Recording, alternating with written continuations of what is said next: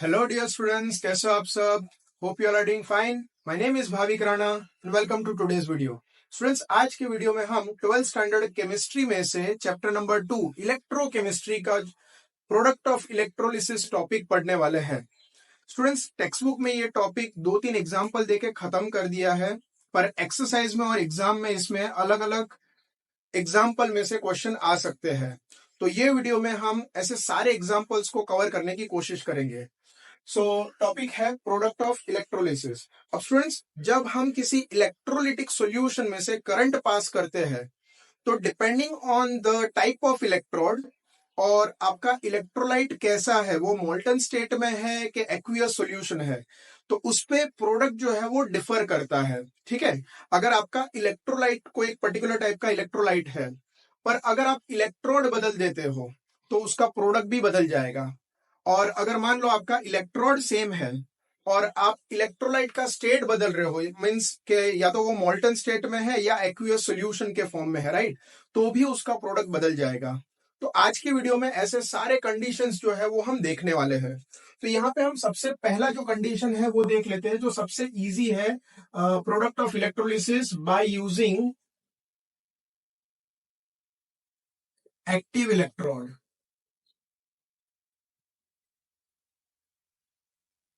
ठीक है। अब स्टूडेंट्स, इसी चैप्टर में जब हमने स्टैंडर्ड हाइड्रोजन इलेक्ट्रोड का टॉपिक पढ़ा, उसी के एंड में दो टाइप के इलेक्ट्रोड है ऐसा बताया है। ठीक है, कुछ इलेक्ट्रोड्स होते हैं जो एक्टिव इलेक्ट्रोड्स होते हैं। एक्टिव इलेक्ट्रोड्स उन्हें कहते हैं जो रिएक्शन में पार्टिसिपेट करते हैं। ठीक है, फॉर एग्जांपल जैसे कि जिंक हो गया, सिल्वर हो गया, ठीक है, और कोई एक्टिव इलेक्ट्रोड जैसे कॉपर हो गया। ये सारे जो एग्जांपल्स है ये एक्टिव इलेक्ट्रोड के एग्जांपल है। ये रिएक्शन में खुद पार्टिसिपेट करते हैं। तो मान लो हमारे पास कोई सॉल्यूशन है जिसमें एक्टिव इलेक्ट्रोड यूज कर रहे हैं, तो स्टूडेंट याद रखना, ये ट्रिक है, ये याद रखना कि यही इलेक्ट्रोड रिएक्शन में पार्टिसिपेट करेंगे, मतलब कि यही मेटल ऑक्सीडाइज होंगे और यही मेटल का रिडक्शन होगा। ठीक है, दो एग्जांपल लेके इस चीज को हम समझते हैं। मान लो हमारे पास है सिल्वर इलेक्ट्रोड। ठीक है, सिल्वर इलेक्ट्रोड इन सिल्वर नाइट्रेट सॉल्यूशन। बराबर है, थोड़ा डायग्रामेटिकली भी समझने की कोशिश करते हैं। मान लो हमारे पास एक कंटेनर में सिल्वर नाइट्रेट का सॉल्यूशन है और सिल्वर इलेक्ट्रोड डीप करके रखा है which is connected to a battery. ठीक है, तो एनोड पे ऑक्सीडेशन होगा और कैथोड पे रिडक्शन होगा। ठीक है, सो एनोड का रिएक्शन क्या होगा, ऑक्सीडेशन होगा। कैथोड पे रिएक्शन क्या होगा, रिडक्शन होगा। तो किसका ऑक्सीडेशन होगा और किसका रिडक्शन होगा, तो सिल्वर का ही ऑक्सीडेशन होगा और सिल्वर का ही रिडक्शन होगा। क्यों, क्योंकि सिल्वर एक एक्टिव इलेक्ट्रोड है। ठीक है, तो सिल्वर का ऑक्सीडेशन रिएक्शन हम कैसे लिखेंगे, तो Ag will be converted into Ag plus. And ये कन्वर्जन में आप देख सकते हो कि सिल्वर का ऑक्सीडेशन स्टेट जो है वो 0 से +1 में चेंज हो रहा है। ठीक है, तो यहां पे एक इलेक्ट्रॉन लॉस होगा। ठीक है, सिमिलरली कैथोड पे सिल्वर का ही रिडक्शन होगा, तो वो कैसे रिडक्शन होगा, तो सिल्वर आयन जो है वो एक इलेक्ट्रॉन गेन करके अपने आप को सिल्वर में कन्वर्ट करेगा। ठीक है, यहां पे आप इसका स्टेट भी मेंशन कर सकते हो, ये सिल्वर सॉलिड स्टेट में है, ये एक्वियस सॉल्यूशन में जाएगा, ये एक्वियस सॉल्यूशन में से ये सॉलिड स्टेट में जाएगा। ठीक है, तो ये रिएक्शन है। Similarly let us take another example of copper. Copper electrode in CuSO4 solution. बराबर, तो यहां पे कॉपर का ही ऑक्सीडेशन होगा और कॉपर का ही रिडक्शन होगा। ठीक है, सो एनोड है, एनोड पे कॉपर का ऑक्सीडेशन होगा, सो copper from solid state it will be converted into Cu2 plus. है ना, कॉपर का ऑक्सीडेशन स्टेट +2 होता है, +1 भी होता है, पर +2 में वो ज्यादा स्टेबल है यहाँ पे। तो यहाँ पे ये 2 इलेक्ट्रॉन लूज करेगा। सिमिलरली एट कैथोड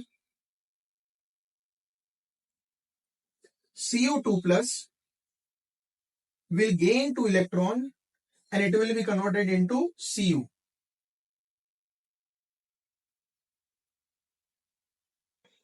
तो बहुत ही सिंपल है स्टूडेंट, याद रखो इलेक्ट्रोड कौन सा दिया है। अगर वो एक्टिव इलेक्ट्रोड है तो उसके इलेक्ट्रोलाइट में जब हम करंट पास करेंगे तो वही इलेक्ट्रोड का ऑक्सीडेशन होगा और वही मेटल का रिडक्शन होगा। तो ये एग्जांपल है, ये आप याद रखना। अब नेक्स्ट हम ये देखेंगे कि जब इनर्ट इलेक्ट्रोड होता है तो प्रोडक्ट क्या होता है। सो होप आपने ये नोट कर लिया होगा। अगर नोट नहीं किया है तो वीडियो पॉज करके स्क्रीनशॉट ले लो। नोट करोगे तो ज्यादा इजीली आप ये चीज को याद कर पाओगे। ठीक है, तो ये था case number 1 by using active electrode. अब इनएक्टिव या इनर्ट इलेक्ट्रोड अगर हम यूज करते हैं तो क्या प्रोडक्ट होगा, ये हम देखते हैं।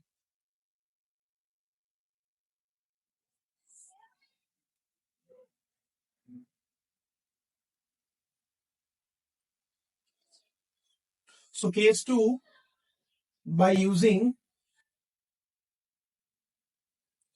Inert electrode.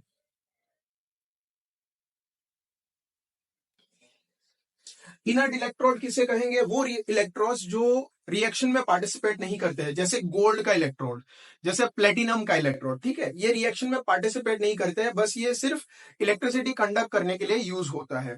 ठीक है, जैसे एग्जांपल मैंने जैसे कहा गोल्ड का इलेक्ट्रोड या प्लेटिनम का इलेक्ट्रोड। अब स्टूडेंट्स यहाँ पे भी दो कंडीशन है, हमारा जो इलेक्ट्रोलाइट है वो कौन से स्टेट में है। सबसे इजी वाला टॉपिक वो होगा जहां पे हमारा इलेक्ट्रोलाइट जो है वो मोल्टन स्टेट में है। ठीक है, मतलब एक्वियस स्टेट में नहीं है।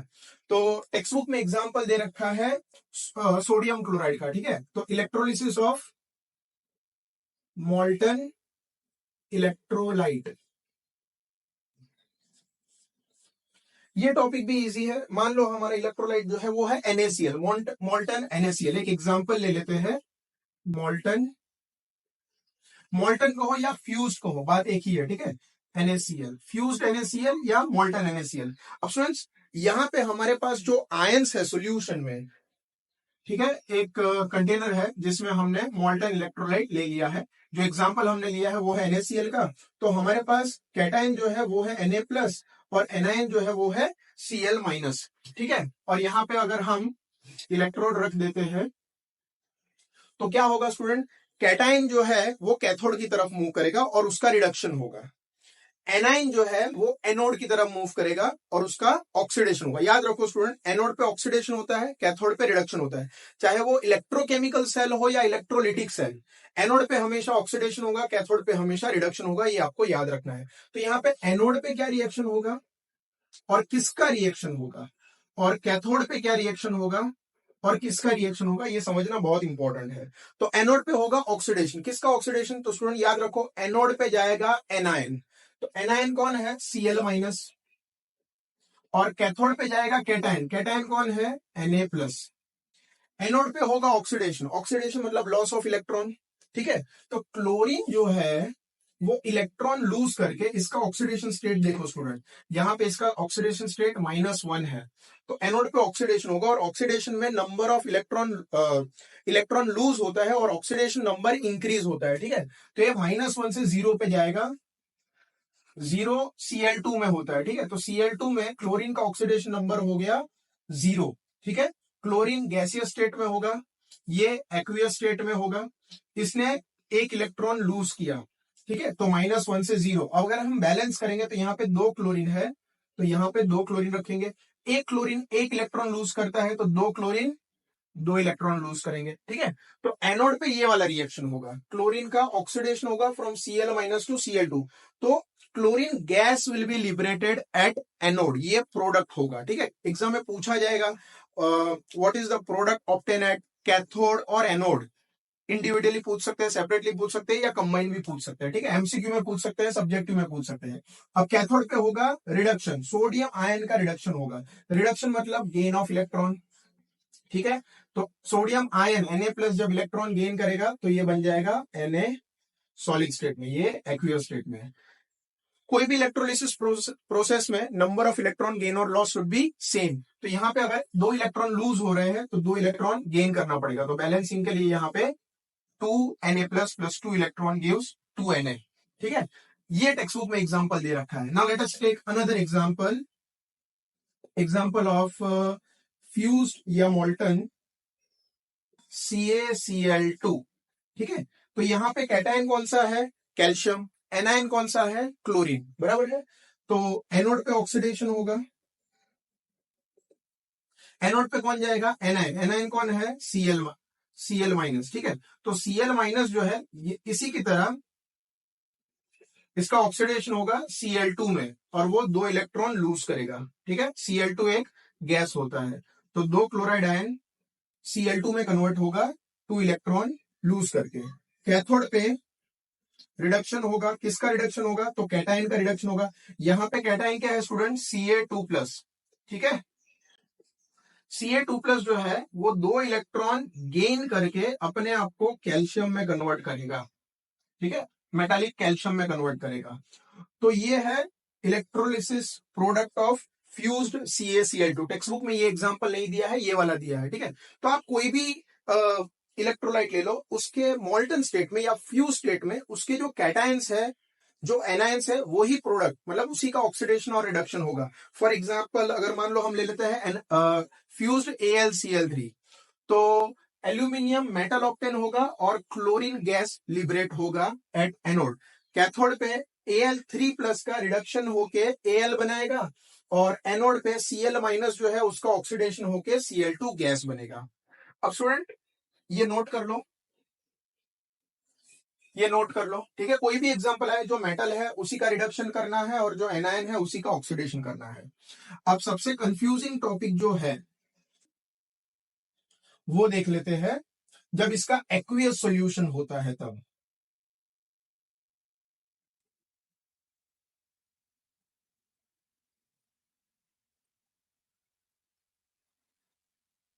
फ्यूज स्टेट में या मोल्टन स्टेट में नहीं है, इनर्ट इलेक्ट्रोड यूज कर रहे हैं अभी भी।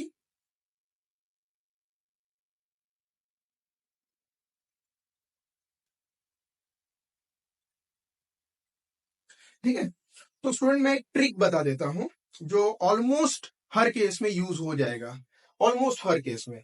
मान लो आपका जो इलेक्ट्रोलाइट है उसमें कैटायन है, वो कैटायन पीरियोडिक टेबल के ग्रुप 1, ग्रुप 2 या ग्रुप 13 को बिलोंग करता है, तो उसका रिडक्शन नहीं होना है, ठीक है।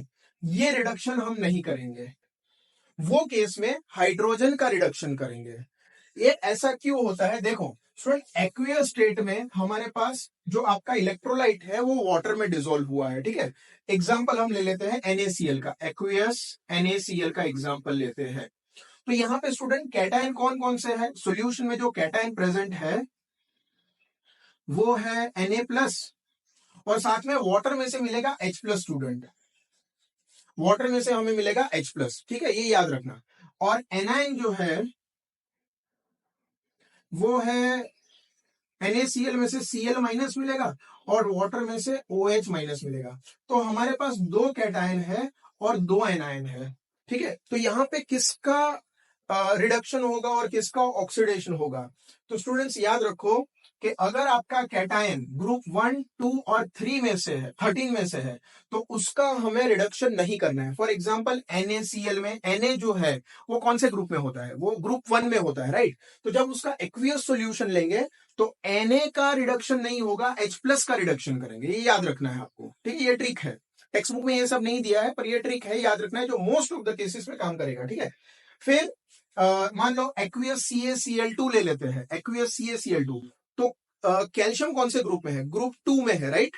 तो उसका रिडक्शन नहीं होगा, तब भी H+ का ही रिडक्शन होगा, राइट।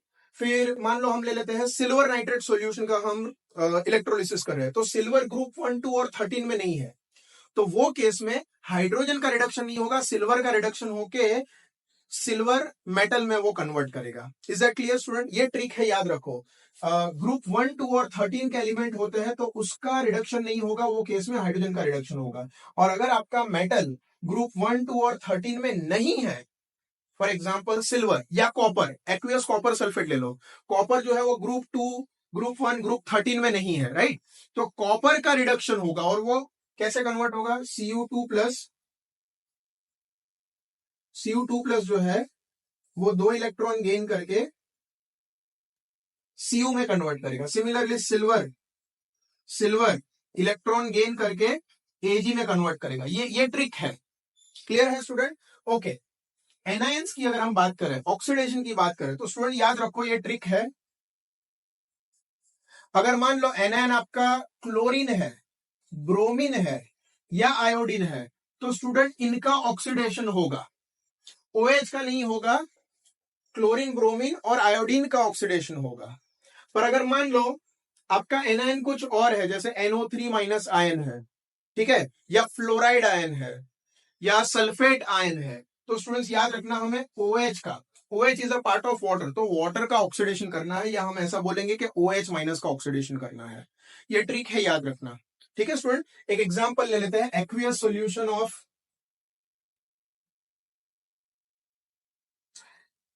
NaCl। ठीक है, NaCl एक्वियस। तो स्टूडेंट जैसा मैंने कहा, यहाँ पे एनोड पे ऑक्सीडेशन होगा, या अगर हम पहले कैथोड का रिएक्शन लिखे,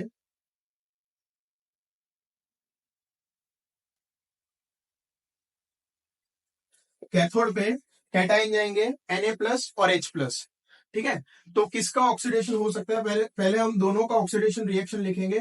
तो Na+ जो है, सॉरी, कैथोड पे रिडक्शन होगा, इलेक्ट्रॉन गेन करके वो अपने आप को Na में कन्वर्ट करेगा। ठीक है, H+ जो है वो इलेक्ट्रॉन गेन करके अपने आप को हाइड्रोजन गैस में कन्वर्ट करेगा। तो स्टूडेंट्स याद रखो, टेक्स्ट बुक में इसका ऑक्सीडेशन पोटेंशियल जो है वो कम है एज कंपेयर टू हाइड्रोजन। ठीक है, या हम ऐसा बोल सकते हैं कि इसका रिडक्शन पोटेंशियल ज्यादा है, इसका रिडक्शन पोटेंशियल कम है। रिडक्शन पोटेंशियल ज्यादा होना मतलब ऑक्सीडेशन पोटेंशियल कम होना। ठीक है, तो सॉरी मैं उल्टा बोल गया, यहाँ पे रिडक्शन हो रहा है, तो हाइड्रोजन का रिडक्शन पोटेंशियल ज्यादा है और सोडियम का रिडक्शन पोटेंशियल कम है। ये वैल्यू याद रखने की जरूरत नहीं है। तो जिसका रिडक्शन पोटेंशियल ज्यादा होगा उसका रिडक्शन होगा। ठीक है, तो हाइड्रोजन का रिडक्शन पोटेंशियल ज्यादा है, ये 0 होता है और ये नेगेटिव में होगा रिडक्शन पोटेंशियल, तो इसलिए इसका रिडक्शन होगा। टेक्स्ट बुक में इस तरह से दिया है, बट हम सबके रिडक्शन पोटेंशियल वैल्यू कहाँ याद रखेंगे। ठीक है, तो ये ट्रिक याद रखनी है। ठीक है, बीच में मैंने थोड़ा वो कंफ्यूजन हो गया, तो ये याद रखना है कि ग्रुप 1, 2 और 13 में से अगर आपका कैटायन है तो उसका रिडक्शन नहीं करना है, हाइड्रोजन का रिडक्शन करना है by this equation. Is that clear student? Anode की अगर हम बात करें, एनोड पे ऑक्सीडेशन होगा तो दो पॉसिबिलिटीज है, Cl माइनस का ऑक्सीडेशन हो सकता है, OH माइनस का ऑक्सीडेशन हो सकता है। अब टेक्स्ट बुक में कैसा दिया है कि भाई इसका ऑक्सीडेशन पोटेंशियल ज्यादा है, इसका कम है, तो फिर इसका ऑक्सीडेशन होना चाहिए, मतलब वाटर का ऑक्सीडेशन होना चाहिए। बट फिर ऐसा बोला है कि ड्यू टू ओवर पोटेंशियल, ठीक है, इसका ऑक्सीडेशन हो जाएगा। अगर हम ऑक्सीडेशन पोटेंशियल की बात करें तो इसका ऑक्सीडेशन पोटेंशियल ज्यादा है।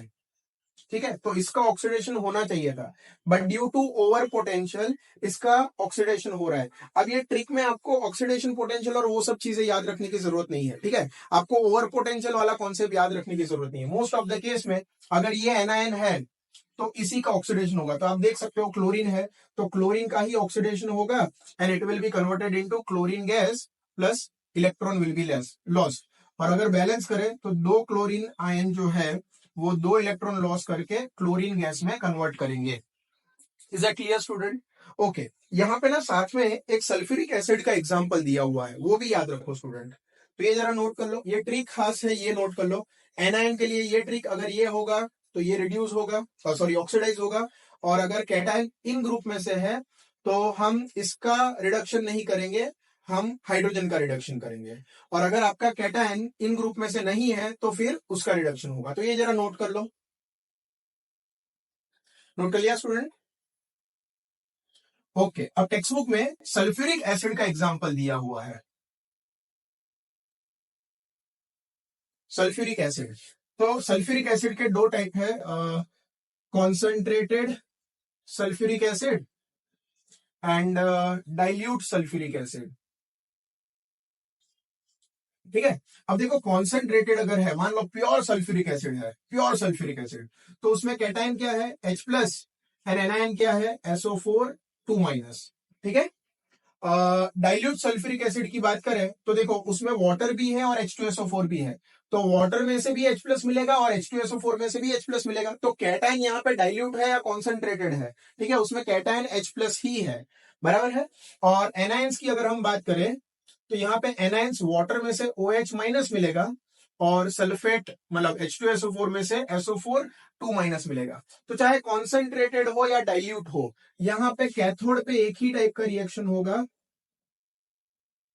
H+ जो है वो इलेक्ट्रॉन गेन करके अपने आप को हाइड्रोजन गैस में कन्वर्ट करेगा। ठीक है, चाहे डाइल्यूट हो या कॉन्सेंट्रेटेड हो। अब जब कॉन्सेंट्रेटेड है तो एनोड पे क्या रिएक्शन होगा स्टूडेंट, क्योंकि एनोड पे हमारे पास सिर्फ एक टाइप का एनायन है, दैट इज SO4 2-। तो इसका जो है वो रिडक्शन होगा, ये अपने आप को H2OH 2- में कन्वर्ट करेगा। ठीक है, H2OH 2- एंड ये 2 इलेक्ट्रॉन लूज करेगा। बैलेंसिंग के लिए यहाँ पे ये 2 रख लेते हैं। ठीक है, तो ये रिडक्शन प्रोसेस होगा, याद रखना ये चीज, सॉरी ऑक्सीडेशन प्रोसेस। ठीक है, अब डाइल्यूट केस में क्या होगा, H+ तो यही रिएक्शन होगा, मतलब ये रिएक्शन सेम हो जाएगा, बट यहाँ पे OH- का ऑक्सीडेशन होगा। ठीक है, सो OH- में अगर आप देखो तो ऑक्सीजन का जो है वो -2 ऑक्सीडेशन नंबर है, तो ये अपने आप को कन्वर्ट कर देगा O2 में। बैलेंसिंग करेंगे तो यहाँ पे ½ O2। अब यहाँ पे ऑक्सीजन का ऑक्सीडेशन नंबर है 0, सो -2 से 0 मतलब यहाँ पे 2 इलेक्ट्रॉन लॉस होगा। ठीक है स्टूडेंट, तो ये रिएक्शन है। यहाँ पे अगर हम आप बैलेंसिंग करें अगर यहाँ पे, तो H जो है वो H+ में कन्वर्ट हो जाएगा, तो यहाँ पे चार्ज भी बैलेंस हो जाएगा। तो ये रिएक्शन हम लिख सकते हैं डाइल्यूट के केस में। SO4 का ऑक्सीडेशन नहीं होगा, OH- का ऑक्सीडेशन होगा। तो ये टेक्स्ट बुक में दिया है, याद रखना। बाकी जो ट्रिक है मैंने बताया, एक्सरसाइज में एक क्वेश्चन है 2.18 प्रोडक्ट ऑफ इलेक्ट्रोलिसिस करके, उसमें 4 अलग अलग एग्जांपल दिए हुए हैं। तो ट्रिक को याद रख के उसमें क्या एनोड पे रिएक्शन होगा, क्या कैथोड पे रिएक्शन होगा, प्रोडक्ट क्या बनेगा, वो आपको बताना है। ठीक है, सब्जेक्टिव में आप ये याद रख सकते हो, that is different thing. But अगर और कोई एग्जांपल है तो इलेक्ट्रोड एक्टिव है कि इनर्ट है ये देखना है। अगर एक्टिव इलेक्ट्रोड है तो वही पार्टिसिपेट करेगा रिएक्शन में। इनर्ट है तो फिर सोल्यूशन कैसा है, मॉल्टन है कि एक्वियस है। मॉल्टन है तो उसी का कैटायन का रिडक्शन होगा और एनायन का ऑक्सीडेशन होगा। पर अगर एक्वियस है तो ये ट्रिक याद रखना, एक्वियस के केस में अगर ग्रुप 1, 2 और 13 का अगर मेटल आयन है तो उसका रिडक्शन नहीं होगा, H+ का होगा। और अगर क्लोरीन, ब्रोमीन या आयोडीन आपका एनायन है तो उसी का ऑक्सीडेशन करना है, अगर वो नहीं है तो OH- का करना है। Is that clear student? तो होप आपको ये आज का वीडियो बहुत ही इंफॉर्मेटिव लगा होगा, आपको समझ में आया होगा। Thank you very much for watching this video. Next video में हम एक्सरसाइज का जो 2.18 वाला जो क्वेश्चन है आपको होमवर्क में दे रहा हूं, आपको खुद ट्राई करना है, ये ट्रिक में ध्यान रखें। नेक्स्ट वीडियो में हम वही सॉल्व करेंगे। Thank you very much for watching this video.